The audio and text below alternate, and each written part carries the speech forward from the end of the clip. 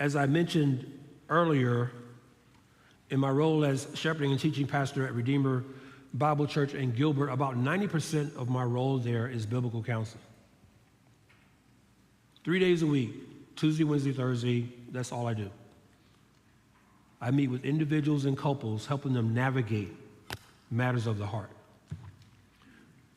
This is a passion of mine. I love doing biblical counseling. And I want to say to those of you who are married here this morning, that if you think your love for your husband or wife is enough to secure your marriage, you're being naive. If you think that that ring on your finger is enough to keep your marriage together, you're wrong. If you think that those vows you recited to one another is enough to keep that marriage glued together, no. No. Those vows, those words are only as good as your heart is intent on keeping them. I don't care what the surface issue is that brings a married couple into my office. Fundamentally, the issue is always a heart issue. Always. So if you're married here today and you're a believer, if your love for God is not greater than your love for your husband, wife, if you're here this morning, you're a believer, if your love for God is not greater than your love for your husband, you better be on guard. Your love is not enough. Your love for one another is not enough. Your love for God must be exponentially greater than your love for your spouse, because your heart is going to be tested. It's going to be tested.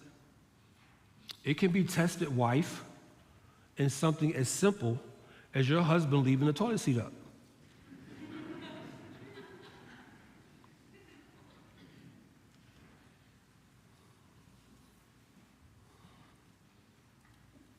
Husband, your heart can be tested in something as simple as, I don't know, getting that Visa bill and seeing she bought an $800 Toomey bag and didn't tell you. Oops. See, you can tell what you worship by what irritates you, what makes you angry, what makes you upset. And marriage, arguably, maybe parenting could be right there, but marriage especially, marriage is such a compartmentalized situation where you're tested every day.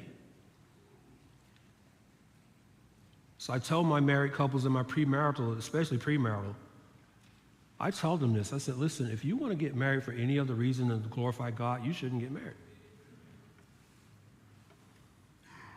See, it's the glory of God that's going to give you the kind of heart you need to forgive one another. You can forgive when your main concern is to glorify God. It's easy to forgive. It really is. But see, if your only concern is the self and what you're not getting from your spouse, your heart's going to fail that test.